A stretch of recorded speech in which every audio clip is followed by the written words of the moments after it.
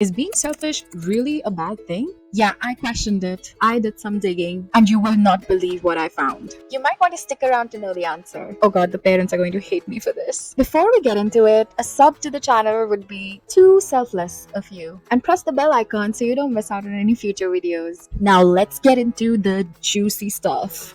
Now, I know this is a controversial topic. You probably saw the thumbnail and you were like, dude, is she crazy? Well, yeah, I am, kind of, but that's for some other day. So I was scrolling through my YouTube recommendations and I came across this video by a really out-of-the-box, highly insightful channel called The School of Life. And it got me thinking, like, hold up, they are making a case for something that we all are unanimously taught against. Especially as Indians, we have been from a very young age indoctrinated to believe that we are a part of a collective, to play nice with others, to always share our things, and to put others, our elders, our loved ones, above and before ourselves. We are enculturated to be selfless. Our parents, our teachers, our forefathers, heck, even our neighbors have had the same narrative that to be selfish is to be one of the worst things that you can be or do. Okay, sure, but then me being me, I questioned it. Why is being selfish so frowned upon?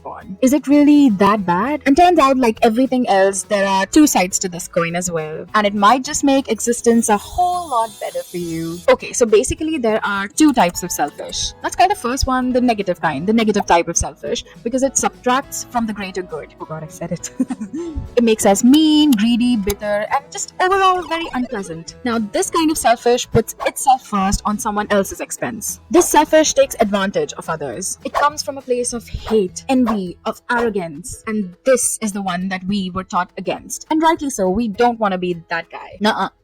But on the flip side, there is also a second kind of selfish. Now, let's call it a positive variety of being selfish. Positive because it adds to the greater good, and in the process, it enriches our own lives. In the School of Life video, they put it so eloquently. The danger for most people is not that they often ignore society and other people in the name of their own needs. It's precisely the opposite, that they constantly put aside self-exploration and authentic inner development for the whims of so-called respectable opinion and socially sanctioned duties and commitments. So the chief problem is not that we are too selfish, rather, we are poor versions of what we might be because we are not selfish enough. So yes, maybe you have spent too much of your precious time and energy in doing things that don't really fulfill you. Maybe you have utilized too many of your resources in building a life that you don't even enjoy anymore. And you're always on the lookout for instantly gratifying moments of escape. Being an adult can come as a shock to the system. There are way too many responsibilities, like making ends meet by working in jobs that drain us emotionally and mentally. But you know, the world will not stop spinning if you don't meet every single deadline. There is very little emotional strength left after long days of putting out fires to then say yes to spending time with people who don't really appreciate you. Instead, how about you learn the art of politely being selfish? And anyone who truly cares about you will not take it personally if you say no once in a while. Even if all you want to do with that time is to take a nap, tend to a long lost hobby, or simply just be, whether quietly or loudly. You know, it's okay to be by yourself sometimes.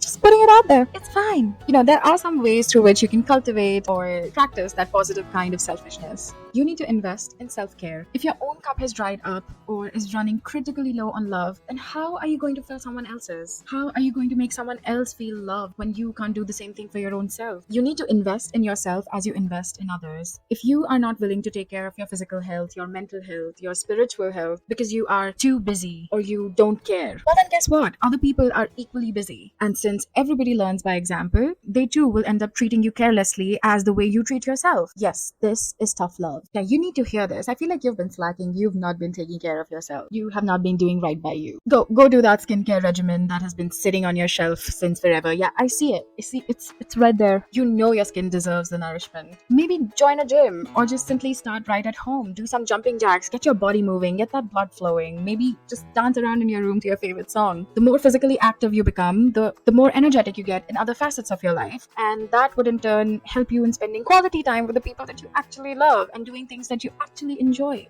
You need to meet your needs. Some people, especially mostly women, are constantly playing the role of the caretaker, the doer, the giver. And as nurturing and kind that may be, they often do it at the peril of losing their sense of self-identity because they forget to meet their own needs. So if you're constantly overgiving yourself, your energy, your time to other people, then at some point you are bound to feel some sort of resentment towards them. You may experience the caregiver's burden and you might soon burn out. So in order to care for other people and to also not lead a life filled with anguish, you need self-awareness, which just basically means to be well aware of what you require and what it takes for you to be happy and feel healthy. You don't believe nor you go on living your life thinking that doing things for your own joy and working on yourself is the kind of negative selfishness that we talked about. This stems from low self-worth. Instead, you see it as an essential part of being alive. Your life deserves the same dignity and respect as the next guy. You are just as important. Just by valuing yourself more, just by taking care of your own requirements and putting yourself first, you don't just do good for yourself, you do good for others as well. You don't always have to do as you're told. When you firmly believe in something, you need to be your own advocate and do what you think is right. You are educated, you are smart, and you can tell what's in your best interest and what isn't. Even if your opinions are contrary to the popular ones, you voice them, and you might just find yourself empowered enough to help someone else voice their own. Doing these small little things will end up having a snowball effect in your life. Like, you will end up having better relationships.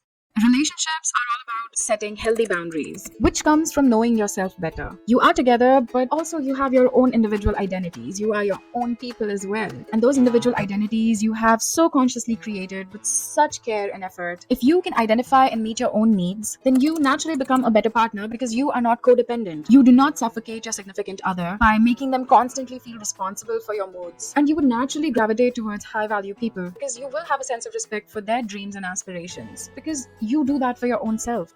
How many times have I said self in this video? Dude, this can be a drinking game. I'm not condoning drinking. Just say it'll be fun. When we feel fulfilled, we are more inclined to contribute positively in society. We become more charitable, more altruistic, even if it is just to prolong the feeling of gratification in ourselves. It adds to our narrative of being a good person, which in turn makes us more proud of ourselves. You must have noticed this, that when you are feeling good or you're having a good day, you are generally more tolerant towards the world, if not outright optimistic. Now imagine if you can feel like that most days of the week, the month, the year. You would find yourself naturally being inclined to helping more people that come your way. You would want to do more quality work. You would want to smile more, the kind that reaches your eyes. No, that's creepy. Don't smile like that at people. Wait, that better? You might just end up cherishing your time here on earth as opposed to thinking of existence as pain. So how about you try out these few techniques for a week and you might just see a positive change in your life. I'm not going to say self again. In yourself. There, I said it. So maybe just practice saying no. Just tell people, not today. I don't feel like it. And that should be a reason good enough. It's okay to feel things. Oh my God. However, I should put a disclaimer that feelings are not facts. But still, if you feel something, you have the right to feel it. Did I just go off on a tangent? Yes. So I hope you guys enjoyed this video. I found the topic really engaging, interesting, different. Well, I will see you in the next one. Bye.